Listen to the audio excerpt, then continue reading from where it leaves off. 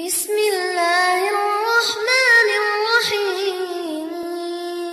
Ini saya berikan ijazah ya, untuk meringankan persoalan hidup. Satu, yang ini tadi, jaga rahmat Allah. Yang kedua, banyak sholawat pada Nabi. Allahumma salli ala Sayyidina Muhammad. Banyak sholawat pada Nabi. Itu orang yang sering sholawat pada Nabi, salah satu faedahnya insya Allah dimudahkan urusan hidupnya. Sholawat, banyakin sholawat. Dengan rasa cinta. Walaupun sekedar sholawat pun Allah berikan jawaban. Ini saya tanya nih, kita istighfar sendiri sama Allah, Astaghfirullahaladzim, dengan kita berwasilah menggunakan sholawat, kira-kira mana yang paling utama? Tapi jangan tebak-tebakan. Mana yang paling utama? Gini, dua-duanya utama. Tapi kalau kita mau dilihat mana yang paling berpotensi diterima, itu sholawat. Kenapa? Kalau kita istighfar langsung kepada Allah, ya Allah ampuni dosa saya, bagus, langsung hubungan. Tapi Allah masih melihat ketulusan hati kita. Karena ada yang istighfarnya cuma di lisan, gak nyampe ke hatinya. Contohnya habis sholat tuh, banyak yang saya perhatikan seringkali istighfarnya di lisan aja. Astagfirullah, melihat handphone, astagfirullah. Update status sambil astagfirullah itu. Sambil kirim WA. Itu cuma di lisan, belum tentu diterima. Tapi kalau Anda bersolawat pada Nabi, atas dasar cinta Allah kepada Nabi, walaupun Anda belum tulus sholawatnya, baru keluar dari lisan, Allahumma sholli ala Sayyidina Muhammad, tapi karena kalimat itu keluar menggunakan nama Nabi dan dengan cinta Allah kepada Nabi, dapat Anda 10 kebaikan. Apa dalilnya? Man shalla alayya sholatan wahidatan sallallahu alaihi asyra sholawat. Siapa yang sholawat kepadaku, Nabi nggak sebutkan mau sholawatnya khusyuk, mau biasa-biasa, mending keluar kalimat sholawat, maka dibalas oleh Allah 10 kebaikan. Nah, di antara kebaikan yang Allah berikan itu ada rahmat di dalamnya. Ditemukan di mana? Di Quran surah kedua, di ayat berapa? 157. Al-Baqarah ayat 157. Bunyinya bagaimana?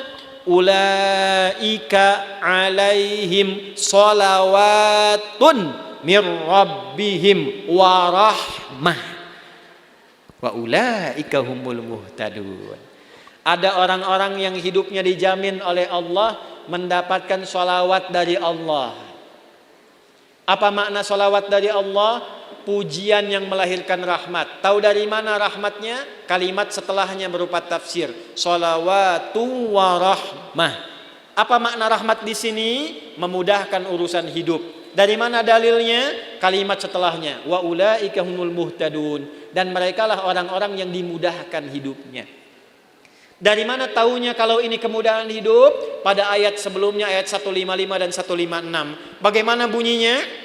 Wala nabluwannakum bisyai'in minal khauf wal ju' wa naqsi minal amwal wal anfus wath thamarat wa basyiris sabirin alladzina idza asabathum musibah qalu inna lillahi wa inna ilaihi ulaika alaihim salawatum mir rabbihim wa rahmah wa ulaika humul muhtadun.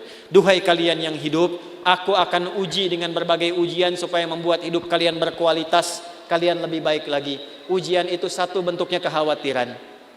Sekarang pun ada yang khawatir kapan Ustadz selesai ngajarnya. Walju, karena saya mulai lapar. Wa naqsi minal amwal, ongkos sudah mulai berkurang. Wal anfus, ada yang sakit, ada yang meninggal. Wath thamarat, ada yang hasil kerja kerasnya dibawa orang. Wa basyiris sabirin, berbahagialah orang sabar. Bagaimana cara sabar? Alladzina idza asabathum musibah, yang kalau diuji dengan masalah ini, qalu, mereka meyakinkan pada hatinya, inna lillahi wa inna ilaihi raji'un. Ini ujian dari Allah supaya membuat saya berkualitas, dan pasti Allah kasih solusinya. Bagaimana cara mendapatkan solusinya? Kalau orang-orang sudah bersikap begini tawakal pada Allah, maka dia berburu rahmat Allah. Ulaika alaihim salawatum mir rabbihim wa rahmah. Orang sabar begini dipuji oleh Allah, diberikan rahmat. Kalau Allah sudah kasih rahmat, maka Allah berikan kemudahan untuk menyelesaikan semua masalah hidupnya. Maka orang-orang yang mempraktekkan hadis ini ar-rahimuna, orang-orang yang berkasih sayang, mempraktekkan hidup dengan rahmat, langsung otomatis dijaga oleh Allah dengan rahmatnya ini supaya dimudahkan semua urusan hidupnya. Semakin kuat prakteknya, semakin mudah hidupnya. Saya berani berkata begini karena saya mencoba, benar enggak ini kan dengan keyakinan tuh. Benar enggak tuh untuk menenangkan hati, bukan meragukan itu. Seperti kata-kata Nabi Ibrahim ya di Al-Baqarah ayat 260. Wa idz qala Ibrahimu rabbi arini kaifa tuhyil mauta qala awalam tu'min qala bala walakin liyatma'inna qalbi. Ya Allah, tunjukkan padaku bagaimana cara engkau menghidupkan yang mati. Kata Allah, kamu belum yakin. Kata Nabi Ibrahim, saya yakin ya Allah, supaya hati saya tenang saja. Saya lihat orang-orang dulu kok betapa mudah hidupnya, kita praktekkan satu-satu. Melihat orang dengan kasih sayang, mencoba untuk memaafkan, mencoba untuk berlapang dada, menempatkan pada tempatnya. Latihan aja, baru latihan itu dimudahkan Pak. Baru latihan masih sedikit. Ini tidak beli, ini tidak beli. Pak, ini pami kaca soca ya, aya nu ngintun. Ku bapak diangge eta biasa. Tapi Bu, kaca soca ukurannya sami persis. Tuh. Sama persis ukurannya dengan keadaan mata saya. Kan Anda nggak tahu berapa yang silindris, berapa yang minus ini. Ini kalau saya buka kacamata, laki-laki dan perempuan sama. Sama-sama manusia. Makanya kenapa Bu kalau pengajian perempuan, ibu-ibu, sab muslimah itu saya buka kacamata. Ya, tujuan utamanya supaya yang paling cantik tetap istri saya.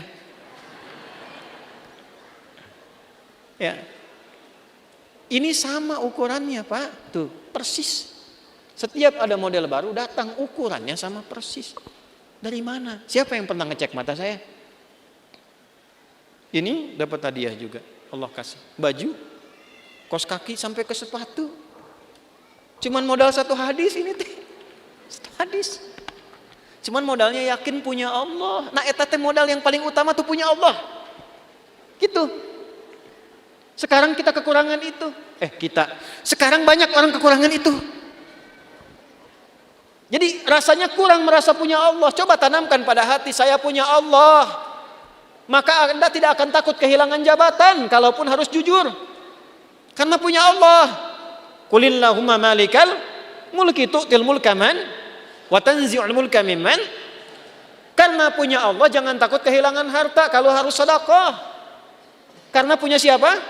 Allah. Makanya dekati Allahnya. Ittaqillaha haitsuma kunta wa atbil hasanata sayyi'atal hasanata tamhuha. Ihfadillaha yahfad. Jaga Allah, Allah jaga kita. Jaga Allah itu maksudnya apa? Jaga diri kita tersambung dengan Allah. Ini pakai hadisnya, pakai praktekkan dalam hidup. Saya bukan ingin menunjukkan ini berhasil, tidak, bukan itu. Kan bicara kalau mengalami itu enak gitu. Menceritakan pengalaman ulama itu enak yang sudah terjadi. Dulu orang begini dijaga oleh Allah. Imam Nawawi itu selama hidupnya 99% makannya diantarkan oleh ayahnya. Makannya cuma sekali malam ba'da isya. Apa yang dimakan? Kue kering dengan zaitun. Minumnya sebelum subuh. Setiap hari sampai meninggal. Karena beliau meninggal duluan, bapaknya baru meninggal 7 tahun setelah Imam Nawawi meninggal. Saking bapaknya ingin jaga anaknya terhubung dengan Allah, makanannya dijaga. 1%-nya kalau diundang, ada jamuan dipastikan dulu halal. Nggak mau makan sendiri, yang lain diajak makan sama-sama. Imam Nawawi itu. Makanya sampai sekarang berkah, kitabnya masih kita jaga dan kita kaji sampai sekarang. Karena apa? Menjaga hubungan dengan Allah. Ya. Nah, itu yang kedua. Kalau kita benar jaga dengan Allah melalui rahmat Allah, praktekkan hadis ini, insya Allah hidup kita pun dijaga, dimudahkan oleh Allah sesuai dengan kadar maslahat dunia akhirat kita.